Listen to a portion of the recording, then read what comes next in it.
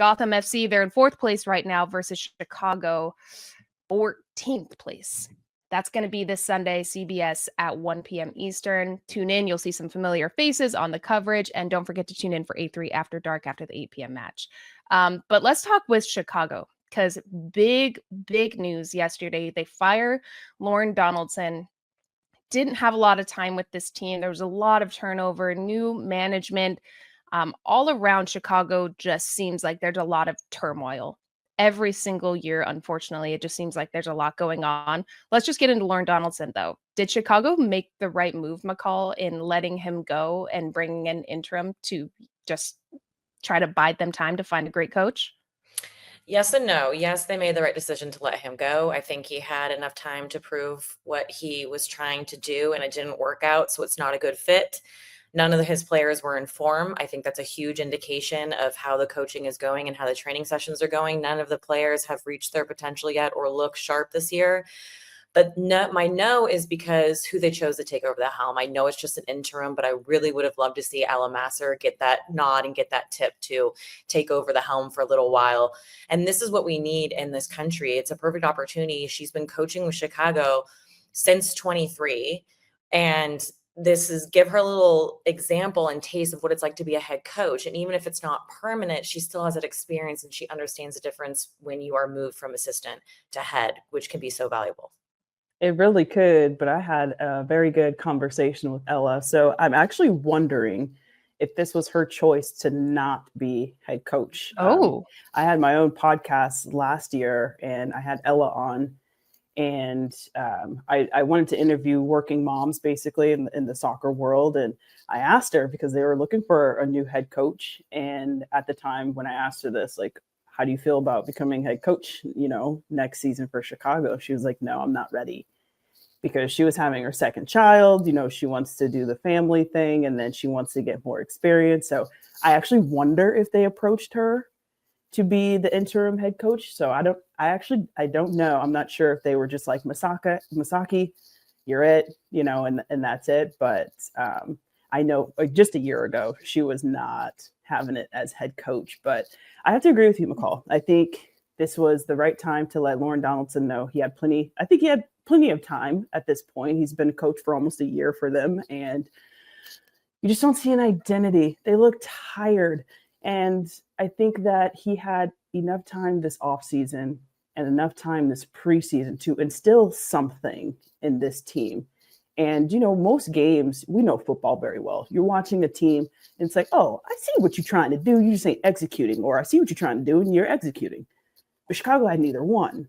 And so with that being said, like it's just been so hard to watch them because it's just not fun to watch them. And so I hope with Masaki coming in, he's able to instill something, just some sort of identity, because now at this point, they're the underdogs, man. Now they could fight with that underdog mentality. Heck, it's possible. McCall, we did it in 2016. NWSL wrote us off. We were in dead last, you guys. They voted Western New York Flash last. We're a bunch of nobodies. But we took that underdog mentality and ended up winning the final that year. But obviously the competition's way different now. There's more teams, etc. But it's possible to win. It's possible to turn things around and see what you can do moving forward. So I want Chicago just to do better. I have friends on the team. I'm like, come on, y'all. I'm emotionally invested. I'm just wondering, you both think Lorne had enough time. I don't get me wrong. I agree about the style of play. I want to see at least the idea or the theory of what you're trying to do, which sometimes it was, let's kick the ball long. Let's try to turn teams around. Do we really have the players to just play like that? No. And he even said last year, to be frank, I don't have the players that I need to play the style of play. But I still don't think a year is just enough time. There's so many things that are locked away that I think we, the public, don't know, that limits maybe moves to acquiring players and whatever that means. I mean, they've had big front office changes that have changed in ownership. Who knows what that really looks like? So I wish we would have seen maybe until the end of this year. But then the player in me is also like, yeah, we need to change. From a playing perspective for the two of you, because we've all played in this league, and I've had one coach that was fired mid-season, but I was also like, yay, give us somebody new. But from a player's perspective, how do you guys think that Chicago are handling this, and they have a big match against Gotham this weekend? Like, how do you even approach going into a game like that? It either revamps you and gives you a new energy, and you're like, all right, let's go. Like, let's change our identity now. We're making changes. Let's put a good shift in. Or you're looking around and you're thinking, oh gosh, are we about to crumble down? Are the pieces about to just fall? And so it's two sides that can happen when you switch coaches during midseason. I've had it happen to me a couple times, and it's you have two choices. Like, okay, the cards are falling, something's wrong with the club, we have issues. Or, okay, renewed energy, let's get after this. And that's exactly it. Like, point taken on that one, because I've had it happen to me a couple times as well. You know, in mid-season, it was like, yay, okay, new coach, let's see what we can do. And we actually did better throughout the season. But then the second time it happened, it was like, dang, I really like this person as a coach, you know, and then it kind of went downhill from there. So, I mean, it's got its pros and cons. Obviously, it's going to be something positive or it's going to be something negative. And sometimes it can be a total mental, you know, hard situation for you as a player, because, you know, mentally you have to be tuned in. But when you have something drastic happen in your career, you know, someone you looked up to and someone who is trying to help you develop as a player, basically, and that's something that you depend on at the pro level, and they're gone, it's like, okay, this sucks. And so, but then there can be a coach who doesn't do that. And so it's like, okay, yay, we're looking on the bright side here. Hopefully someone better. And so, yes. And also every coach has their players. I know they don't like to admit it, but they do. Yeah, So everyone has favorites. Maybe you were in favor and then this new coach comes in and you're not. And that's a difficult transition for a player that was always getting selected. Exactly. I'm wondering too, who do you guys think needs to step up? I mean, when you don't have a coach and there's all this changeover and you're trying to not, you know, when you're a player, you're trying to not let all of that outside noise affect what you do as soon as you step on the pitch. You're trying to be together.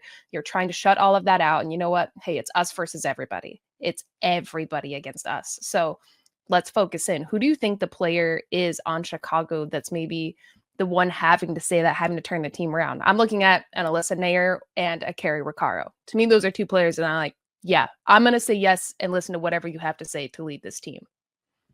I definitely agree. It's got to come from your veterans at this point, because it's the veterans who have been through ups and downs. They've been through similar situations like this. It's like, okay, it's about us. It's about this locker room. LFG, we ain't got nothing to lose at this point. Literally, Chicago ain't got nothing to lose. And so I think players like that, I can definitely see them stepping up. And Sam Staub as well. They have plenty of experience. And those are the players I'm going to be listening to. Like, oh, yes, captain, let's go. We don't do this together. Yeah.